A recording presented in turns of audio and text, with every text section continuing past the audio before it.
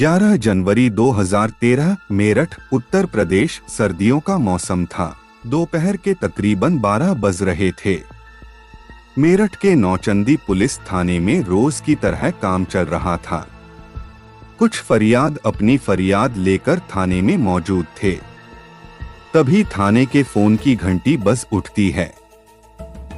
चंद second phone घनघनाता है और तभी लपककर एक सिपाही फोन उठाता है। दूसरी तरफ से किसी महिला की आवाज आती है। बताती है कि अस्पताल में एक लड़की को संदिग्ध अवस्था में मृत लाया गया है, आप आकर छानबीन कर सकते हैं। लाश मोर्चरी में है। ये सुनते ही सिपाही फोन रखता है और थाना प्रभारी को दौड़कर इस बात की जानकारी देता है। इसके बाद बिना देर किए पुलिस की टीम अस्पताल की तरफ रवाना हो जाती है। महज 15 से 20 मिनट में पुलिस अस्पताल पहुंचती है। पहले पुलिस अस्पताल की इमरजेंसी में जाती है, जहां से पुलिस थाने में कॉल की गई थी।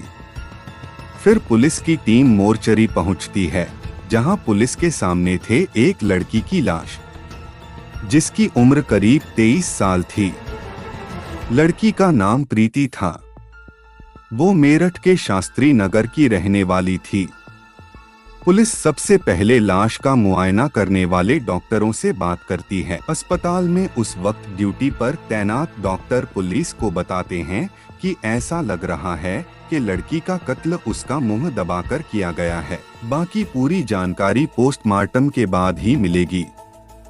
पुलिस वाले भी लाश को अच्छी तरह से देखते हैं और पंचनामे की कार्रवाई के फौरन बाद लाश को पोस्टमार्टम के लिए भिजवा देते हैं।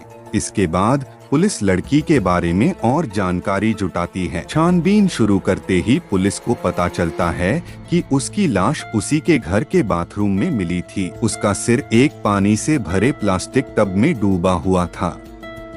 ये जानकारी मिलने के बाद पुलिस की टीम 23 साल की प्रीति के घर पहुंचती है। वहां पुलिस को पता चलता है कि प्रीति एम.कॉम की छात्रा थी, साथ ही वो यूपीएससी की तैयारी भी कर रही थी। इसके बाद पुलिस पता करती है कि लाश को सबसे पहले किसने देखा था। तो पता चलता है कि लाश सबसे पहले प्रीति की बहन नेहा ने देखी थी। इसके बाद उसने प्रीति के दोस्त शाकिब को फोन किया था। तब तक घर में केवल प्रीति की मां और बहन नेहा मौजूद थी। शाकिब फोन पर नेहा की कॉल आने के बाद उनके घर पहुंचा था। फिर उन लोगों ने लाश को अस्पताल पहुंचाया था। पुलिस को शास्त्री नगर में मौजूद उनके घर में पिता भीम सिंह मिलते हैं। भीम सिंह ओएनजीसी में इंजीनियर थे। उनकी तैनाती उस वक्त अहमदाबाद में थी, लेकिन वो छुट्टी पर अपने घर आए हुए थे। मृतका प्रीति उनकी छोटी बेटी थी, जबकि बड़ी बेटा नेहा शादीशुदा थी, मगर वो भी उस वक्त वहां मौजूद थी।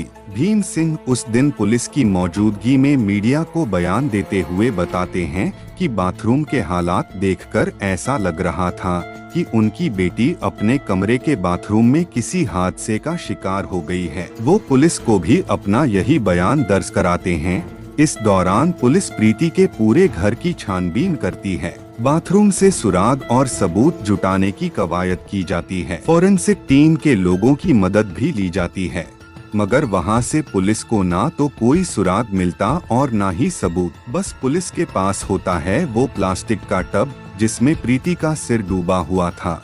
पुलिस को पता चलता है कि घटना के दिन घर में 4 लोग मौजूद थे।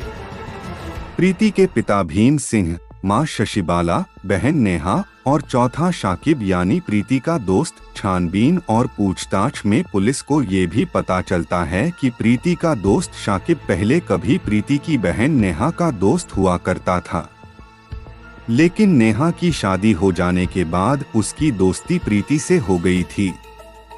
शाकिब का उनके घर आना जाना भी था। इस दौरान पुलिस देखती है कि प्रीति की मां शशिबाला और बहन नेहा का रो रो कर बुरा हाल है। पुलिस जब उनसे पूछताछ करती है तो वे पुलिस के सामने ऐसा खुलासा करते हैं कि पुलिस हैरान रह जाती है। शशिबाला पुलिस को बताती है कि उनकी बेटी का कातिल कोई और नहीं बल्कि उसका बाप है। शशिबाला पुलिस को बताती है कि भीम सिंह को कभी बेटी नहीं चाहिए थी, उसे केवल बेटे की चाहत थी। वो बेटियों का नापसंद करता था। इल्जाम था कि वो पहले भी बेटियों को मारने की कोशिश कर चुका था। वो पुलिस को बताता है कि प्रीति की मौत कोई हादसा नहीं बल्कि कत्ल है, जिसे उसके पिता भीम सिंह ने ही अंजाम दिया है। पुलिस घर में मौजूद कई रिश्तेदारों से भी बात करती है और उस वक्त हैरान रह जाती है जब सभी भीम सिंह पर ही हत्या का शक जताते हैं। अब मृतका का पिता भीम सिंह पुलिस के रडार पर आ जाता है। पुलिस उस पर फोकस करती है। 24 घंटे से ज्यादा का वक्त बीत जाता है। इसी दौरान पुलिस को प्रीति की पोस्टमार्टम रिपोर्ट भी मिल जाती है। रिपोर्ट के मुताबिक दम घुट जाना प्रीति की मौत का कारण होता है, यानी उसकी मौत दम घुटने से हुई थी। जैसा कि अस्पताल के डॉक्टर भी पुलिस को पहले ही बता चुके थे कि उसका कत्ल मुंह दबाकर किया गया था। अब पुलिस एक बार फिर पूरी तैयारी और नए सवालों के साथ प्रीति के पिता भीम सिंह से पूछताछ शुरू करती है। पहले तो वो पुलिस के सामने पुरानी हादसे वाली बात दोहराता है, लेकिन जब पुलिस सख्ती करती है तो उसकी जबान पर सच आ जाता है। वो पुलिस को जो कहानी सुनाता है उसे सुनकर सब हैरान रह जाते हैं। अपने बयान में वो बताता है कि उसने पहले प्रीति का सिर बेड में दे मारा, जिससे वो बेहोश हो गई। फिर उसका मुंह दबा दिया। इसके बाद वो उसे खींचकर बाथरूम में ले गया और वहां पानी से भरे प्लास्टिक जग में प्रीति का सिर डुबो दिया ताकि ये कोई हादसा लगे। अपना गुनाह कबूल करने के बाद भीम सिंह को कोई अफसोस नहीं था। भीम सिंह पुलिस को बताता है कि वो छुट्टी लेकर अपने घर आया हुआ था। वो अपनी बेटियों से खुश नहीं था। उसे बेटियों को लड़कों से दोस्ती करना भी बिल्कुल पसंद नहीं था। यही वजह थी कि वो शाकिब को भी पसंद नहीं करता था, लेकिन उसका उनके घर में आना जाना था। उसे ये बात बहुत अखरती थी। उसने कई बार अपनी बेटी और पत्नी को भी ऐसा करने से मना किया था। उसने कई बार प्रीति से कहा था कि वह शाकिब से रिश्ता खत्म कर ले, लेकिन जब वह नहीं मानी तो उसने प्रीति को ही खत्म कर दिया। गुस्से में आकर प्रीति को मौत के घाट उतार दिया।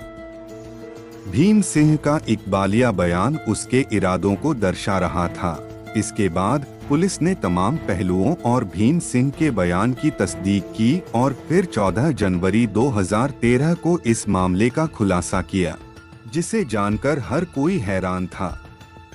आरोपी भीम सिंह को अदालत में पेश किया गया, जहां से उसे जेल भेज दिया गया। इससे पहले पुलिस ने मौका वारदात पर जाकर क्राइम सीन भी रिक्रिएट किया था। हाई प्रोफाइल मर्डर केस का खुलासा पुलिस ने 72 घंटे बाद ही इस सनसनीखेज कत्ल का खुलासा कर दिया।